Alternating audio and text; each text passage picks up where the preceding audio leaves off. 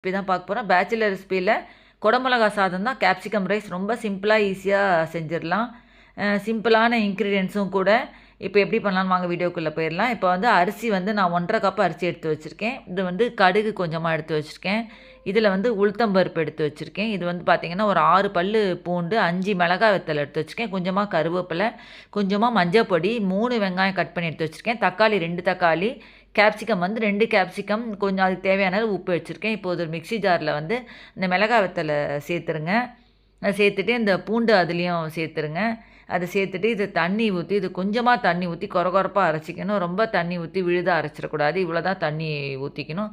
இந்த அளவு ஊற்றி கொஞ்சமாக கொரகொரப்பாக அரைச்சி எடுத்து வச்சுக்கணும். இப்போது ஒரு பேனில் வந்து கொஞ்சமாக எண்ணெய் வச்சுருக்கேன். அதில் கொஞ்சமாக கடுகு சேர்த்துருங்க. சேர்த்துட்டு கொஞ்சமாக உளுத்தம்பருப்பு சேர்த்துருங்க.